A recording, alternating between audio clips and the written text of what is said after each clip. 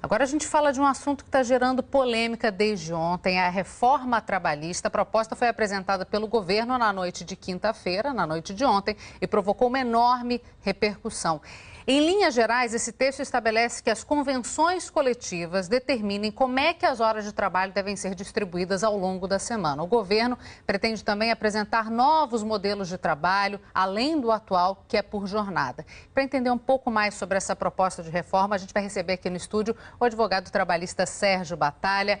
Bom dia, Sérgio, para você. Bom dia, obrigada Cília. pela participação. Não, estou à Quais seriam as principais mudanças que a gente vê aí? Porque o ministro já deixou claro, a gente não mexe na jornada semanal, mas flexibiliza?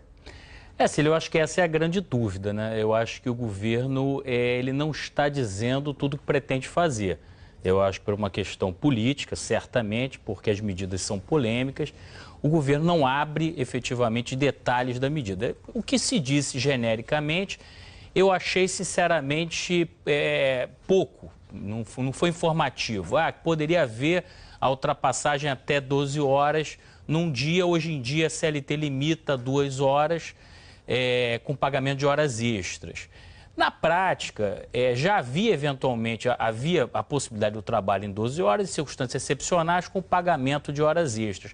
Eu não vejo nisso uma grande mudança. Essa possibilidade da compensação de jornada dentro da semana também já há previsão de banco de horas. Então, me parece que o ministro não está dizendo tudo que ele quer. Porque o que acontece? Há um clamor de uma parte do empresariado, e vamos ser objetivos, para a redução do direito trabalhista mesmo. Quer dizer, o que se quer efetivamente é cortar custo da mão de obra. É isso que uma parte do empresariado trabalhista, e é o que parece, uma parte do governo pretende. Só que pelo problema político que isso cria, não se diz claramente o que se quer. Então, se anuncia, vamos dizer assim, meias medidas ou intenções genéricas. Essa questão da livre negociação também é uma questão que ela existe, mas o que está se dizendo agora é que essa livre negociação vai poder suprimir alguns direitos previstos em lei. Sérgio, Sim. Oi, queria te fazer uma pergunta também, porque os argumentos de quem defende uma mudança nas regras trabalhistas é que se elas forem menos exigentes, mais gente vai conseguir emprego. Na sua avaliação é isso mesmo? A flexibilização das regras pode diminuir de uma forma significativa o desemprego? Não, eu creio que não há nenhuma relação, porque o que cria emprego é produção econômica. Você não vai contratar um empregado a mais no seu negócio só porque está um pouco mais barato. Normalmente, esse pequeno ganho marginal de mão de obra, ele vai para o lucro do empresário. Mas não há necessariamente uma criação de postos de trabalho. Nunca se viu essa relação em lugar algum. Me parece o interesse do empresariado é um aumento basicamente no lucro, né? Num momento difícil, o sujeito quer aumentar o lucro dele. O governo não quer ceder a carga tributária, então onde está se pensando em tirar? Basicamente se tira do trabalhador. Eu acho que a ideia se você jogar aberto, a ideia é essa. Eu acho que o problema é que não se está colocando claramente o que se pretende, uma flexibilização, uma livre negociação, mas não se diz objetivamente o que se quer. Sérgio, o ministro já deixou claro que ele tende a diminuir, isso tenderia a diminuir o número de ações na justiça.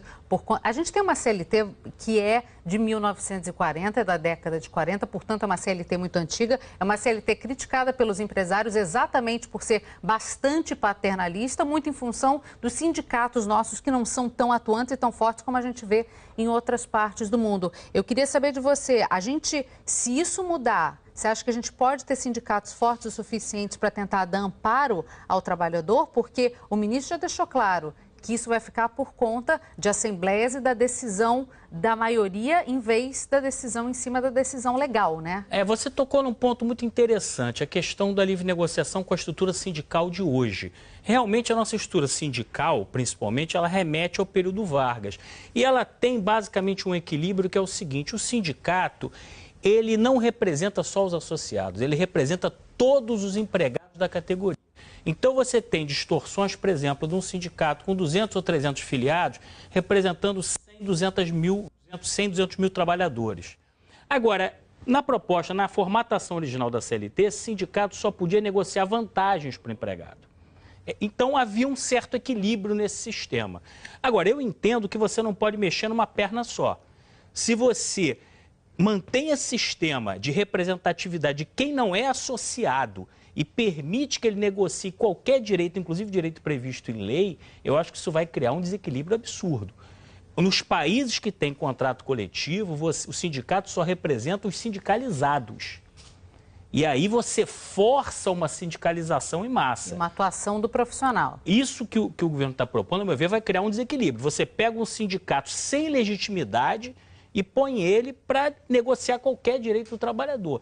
Isso no Brasil de hoje seria uma catástrofe, porque o que se vê nos sindicatos, na maioria dos sindicatos, é uma representatividade muito pequena, em alguns casos até a transação de algumas coisas, até por vantagens pessoais. Então... Mas, em linhas gerais, alguns pormenores já foram colocados até nos jornais, mas é muito detalhe para a gente entrar aqui. Mas, em linhas gerais, você acha que é fundamental uma reforma trabalhista?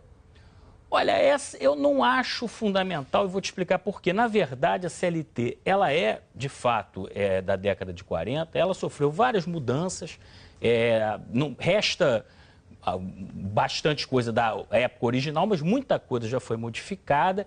E eu acho que qualquer reforma ela tem que partir basicamente de um consenso social do que vai ser mudado. Eu acho que esse consenso não existe. Eu acho que é um clamor de determinados setores do empresariado que não é acompanhado pelos trabalhadores. Então, você fazer uma reforma atendendo só um setor do empresariado, eu acho que você vai criar uma crise social no país. Então, eu acho que você poderia modificar a legislação brasileira. Na verdade, ela é alinhada com a maioria dos países latino-americanos, com algumas diferenças.